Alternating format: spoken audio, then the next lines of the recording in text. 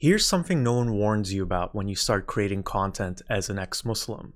The elephant in the room, or it would be more accurate to say, the elephant in the live chats and comments and private messages.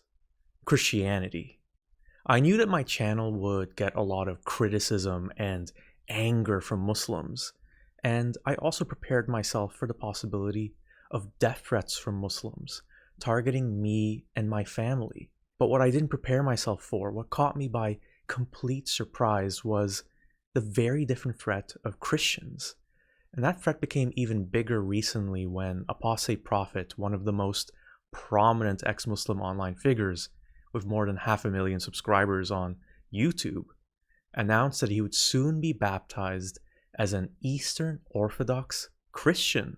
Today I actually met with my priest, who also accepted me as a catechumen, which would mean that he accepted me as a student on the path of becoming a Christian. In a very tangible way, a lot of ex-Muslims feel that Apostate Prophet's imminent conversion to Christianity is a betrayal. For me personally, after I watched videos of Apostate Prophet, or AP, explaining why he's converted to Christianity, I didn't feel betrayed, but I felt sad for him for reasons I'll explain later in this video. Many of us ex-Muslims were convinced to finally take the step of leaving Islam from watching AP's videos as he deconstructed the problems of Islam, its harmful teachings, its sexism and homophobia, its ongoing legacy of inflicting death and immeasurable suffering. Many of us cheered him on as he endured threats against his life and bravely took on some of Islam's most nefarious online apologists, including Muhammad Hijab and Daniel Hakikachu. So why do we see AP's pivot to Christianity as a betrayal? Well, let's go back a little bit first. There was always cause for some concern of the approach AP has taken on YouTube and social media in general, an approach that, well, often lacks empathy for Muslims who are, lest we forget, the main sufferers from Islam's toxic teachings and indoctrination. I focus more on Islam's harmful ideas and how they impact Muslims' thoughts and actions, rather than targeting Muslims themselves or verbally abusing them like AP does. I would never call a Muslim a parasite, for example. Our dear friend Salwan Momika was just murdered by a bunch of cowards, parasites. Or tear the pages of the Quran like AP has done, which arguably helps normalize criticism of Islam, but also likely stops many Muslims from listening to AP's valid criticisms of the religion over the years. Another cause for concern was AP's frequent collaborations with David Wood, a Christian apologist who he has done countless live streams with and who he even recently went on a trip to Israel with, a trip that may have contributed to his eventual conversion. This is one of those things where somebody like me does not believe in God, in the divine, but when I'm here, I don't know, it feels like I don't know, I feel like I'm close to it, you know? Like something is there. And it feels very overwhelming. What can I say? I don't know. I'm so happy to be here. AP's close relationship with David Wood is something that I focused on in a video last year. The link is in the description below, which jokingly asked what some people had been seriously wondering for years: is AP a secret Christian? Now, I didn't actually think that, and I'm not opposed to ex-Muslims or any critic of Islam from doing videos of Christians. AP is free to collaborate with whomever he chooses, obviously. My concerns had to do with the substance of the collaborations. In the dozens of videos I watched in researching my video last year, I pretty much almost never saw AP point out to David Wood or Wood's Christian subscribers something that I and many ex-Muslims and ex-Christians understand very, very well. Islam and Christianity share a lot of the same problems. I went in depth on what those shared problems and harms are in last year's video, so you can watch them there, but to recap quickly here, both Christianity and Islam operate through fear, convincing believers they're incomplete with God, the ultimate FOMO, the fear of missing out. Heaven is promised, but hell lurks behind the offer, making rejection of God seem like rejecting love and life itself. Concepts like original sin and divine surveillance breed guilt and self-loathing, especially for those who doubt or don't conform to their religion's sexual norms. These religions also devalue life by centering the afterlife, encouraging believers to see this world as temporary and insignificant by comparison to the world after death. Now, this leads to fatalistic apocalyptic thinking and real-world harm. Just look at how both sides of the Israel-Palestine conflict use religious prophecy to justify and even celebrate violence. Both religions' moral codes are outdated and harmful too. Their holy texts condone slavery, restrict women's rights, and demonize LGBTQ people. Most dangerously, both discourage critical thinking, relying on blind faith rather than evidence. Christians accept Jesus' resurrection without real proof, and Muslims rely on circular reasoning about the Quran's perfection. And because both systems rely on the same logic, they end up legitimizing each other, reinforcing the very blind faith that has fueled centuries of violence and division. Considering all of this, I found AP's general lack of commentary on these similarities odd, bizarre. How can you point out the harms of Islam in videos over and over again with a Christian, but then not think to challenge how Christianity itself has those same harms? One word comes to mind in explaining AP's failure here: hypocrisy. But what was motivating this hypocrisy? So there's one cynical explanation for AP's motivations that I have to address here because it's an accusation that AP has received from atheists and Muslims alike. Basically, that AP doesn't criticize Christianity because a lot of its support and revenue comes from, well, Christians. When I look at the comments and live chats of people who follow AP, there's definitely ex-Muslims in there, but Christians are a much more prominent, significant presence. So why have so many Christians supported someone whose focus is criticizing Islam and supported him long before he announced his upcoming conversion? Their agenda appears to be a mix of things: to revel in seeing a former Muslim mock and disparage their main rival, Islam, perhaps in the hopes of converting more people to Christianity, but also to comfort themselves that they're following the one true religion. And lastly, they're motivated by the genuine fear they have of Islam, which is undoubtedly a major threat in many ways. AP's content then clearly serves all these agendas. And I know this because I've seen attempts by Christians to use me for their agendas as well, with many Christians reaching out to praise me for leaving Islam while simultaneously asking me to accept Jesus as my savior, only for them to be outraged and accuse me of still having residual Muslim beliefs when I just don't play along and tell them I'm an atheist and Christianity has the same lack of evidence for its truth as Islam. And this is something that AP undoubtedly understands.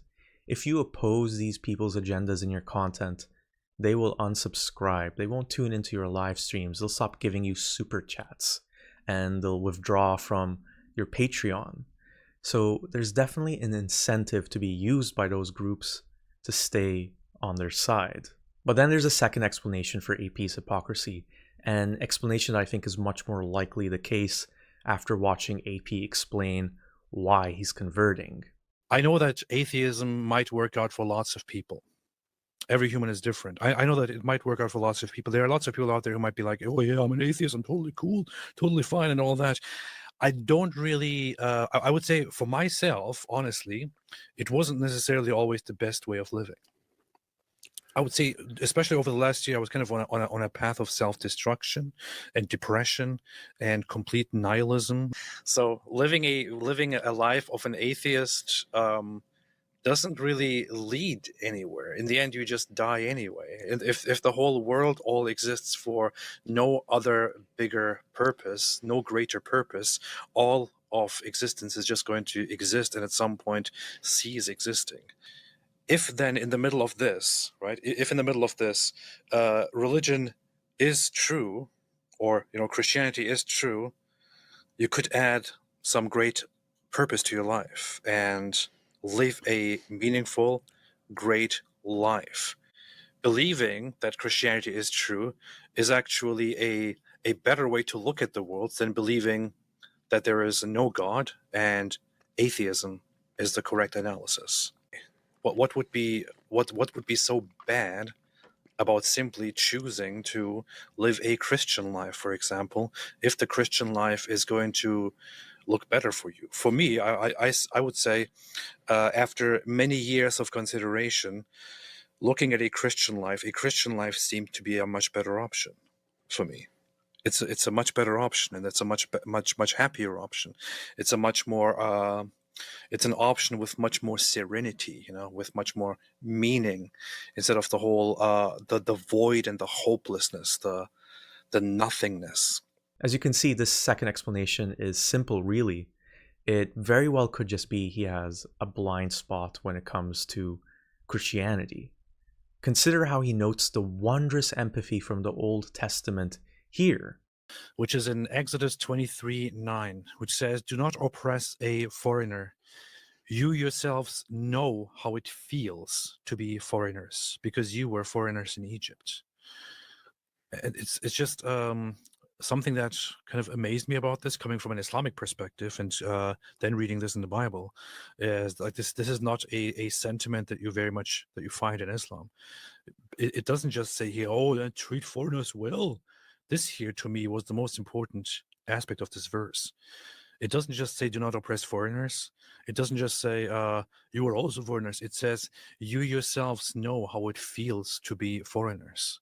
This is very, I mean, this is very, there's a lot of empathy here for a text from so long ago, for a religious text, long before the Quran, which has no ounce and no sense of empathy, to be honest. Same Old Testament where God says, "In the cities of the nations, the Lord your God is giving you as an inheritance. Do not leave alive anything that breathes. Completely destroy them, the Hittites, Amorites, Canaanites, Perizzites, Hivites, and Jebusites, as the Lord your God has commanded you." But how is it possible that this blind spot could exist in someone who has been actively engaged in exploring spirituality and atheism for so many years? I feel great sadness for AP when he talks about his experiences of depression and self-destruction, how he believes that the life of an atheist doesn't lead anywhere. If you follow the atheistic mindset, he argues, in the end, there is no greater purpose and you just cease to exist. I can relate to those feelings myself. For years after leaving Islam, I wondered, what's the point? What's the point of my life, of anything? Why do I even exist? I think there's a choice that all of us wrestle with to some extent throughout our lives. Do we want to face the world and all its suffering with truth and honesty, or would we rather hide from those realities and comfort ourselves in fantasies and wishful thinking? This hiding and self-comfort can take different forms, like telling yourself that if you're just a really good person, the universe will give you that dream job or a soulmate, or that you'll be reunited in an afterlife with your parent who died without you being able to say goodbye. If you just follow your mind as AP explains it, you won't get to possess those things. You'll just have that cold, hard logic that ends your existence at death. Of course, following this path as AP describes it will lead to misery, and this is the same mistake that other ex-Muslims who converted to Christianity like Ayaan, Hirsi, Ali have made. Atheism is not a final destination. It's a first step through a door to find meaning in life for yourself, to define it on your own terms, not through what some ancient religion says, built on a morality and limited understanding of the world that we've long progressed past. It's finding value in what we know we have for sure, not postponing it for an afterlife that exists only through faith because no actual evidence for it can be obtained. For me, finding meaning as an atheist was about escaping the religious mentality that clearly still traps AP's thinking. Religions promise us a divine greater purpose, a loving force that will make all our suffering worthwhile. But if we still frame life through those promises as atheists, we'll be disappointed. For me, shifting my mentality meant that instead of wallowing about how there doesn't appear to be a greater purpose and that my life would just end, I decided to try to make the most out of my life, to create my own purpose. The funny thing is that we as human societies have always been really good at giving our endeavors purpose.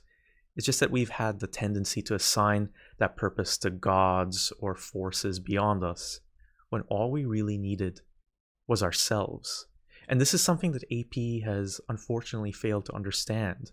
I feel for him, I really do, because in the end, it's so understandable to turn to Christianity's form of hope and wishful thinking the way hundreds of millions do all around the world today. Why the Christian form of hope and wishful thinking? It makes sense when you think about who AP surrounds himself with. You are the company you keep, as the saying goes, and if you just spend all your time doing live streams with Christians like David Wood, with a big Christian audience watching and complimenting you, attending gatherings of Christians, and your wife also has just converted to Christianity, it would be very hard to not become a Christian yourself, right?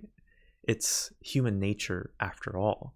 AP's own explanation for turning to Christianity has an honest simplicity to it.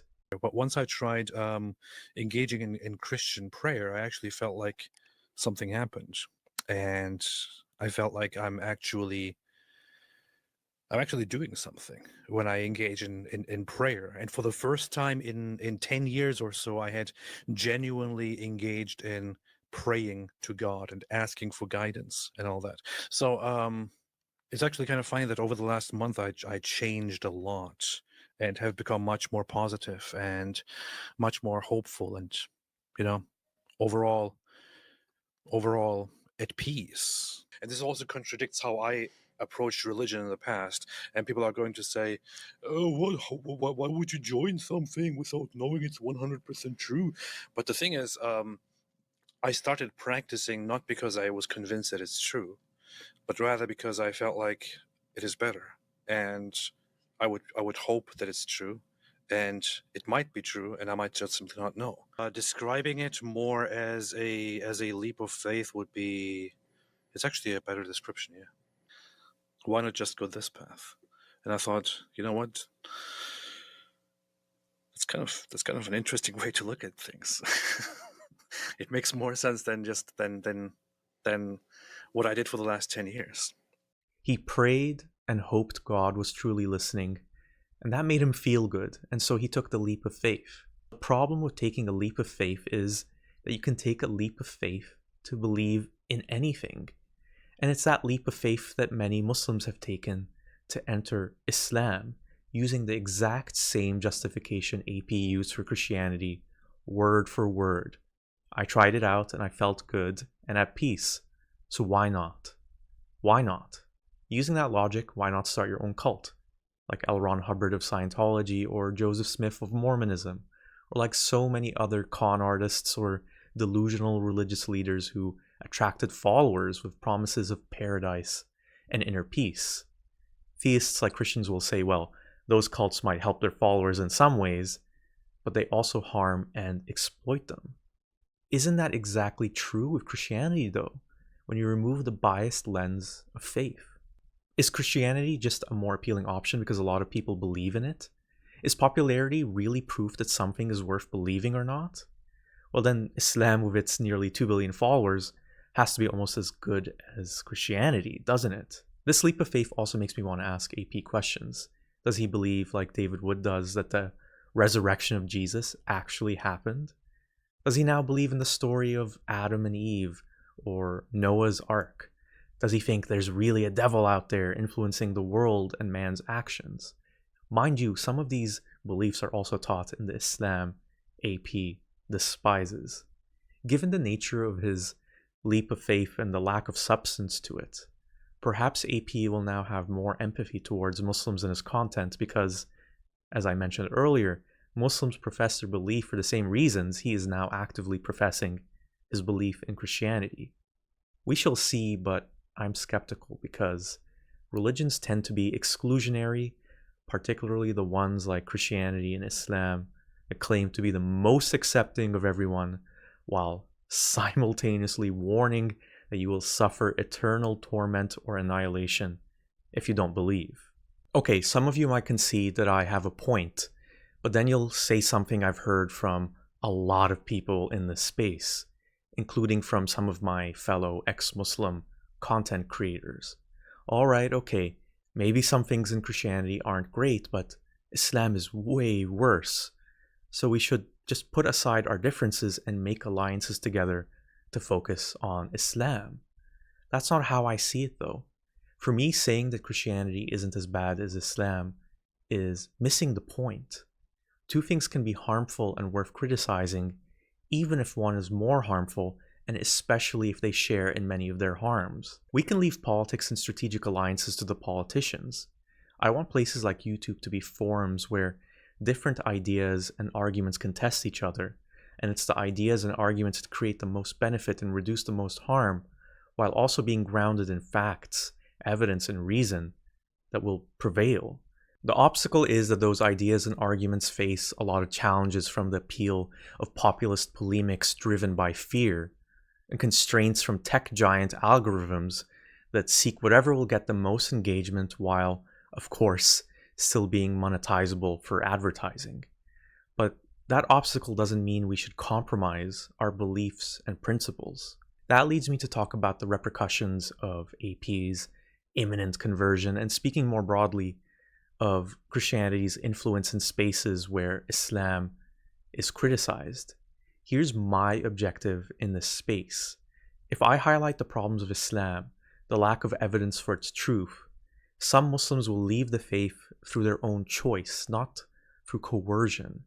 And that's the only practical way that Islam's influence will decrease in the world.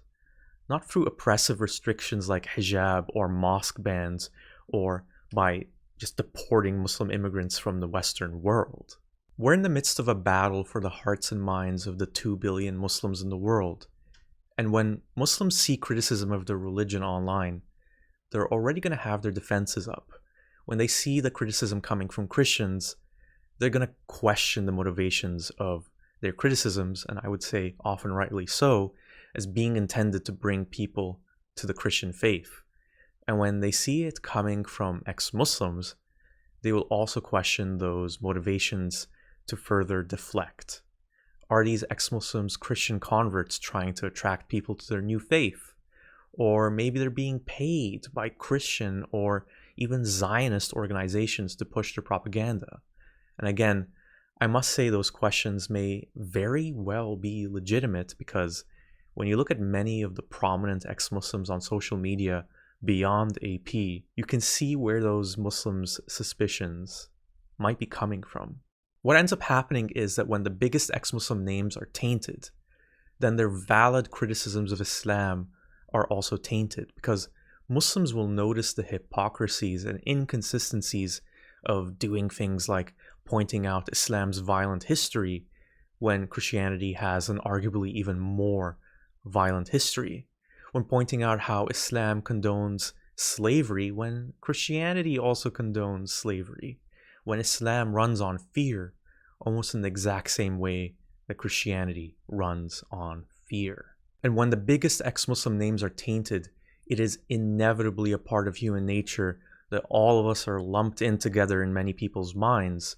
So whether he likes it or not, AP represents ex-Muslims like me, as much as we don't agree on many things. Before AP's conversion, it was already so challenging for ex-Muslims to have our voices heard and accepted, both within Muslim communities and by the wider world. With AP focusing more on Christianity in recent weeks and likely into the future, I worry that it's now become even harder for the rest of us to be heard. And that's all from me. What do you think? Is AP's imminent conversion to Christianity a cause for concern for ex-Muslims?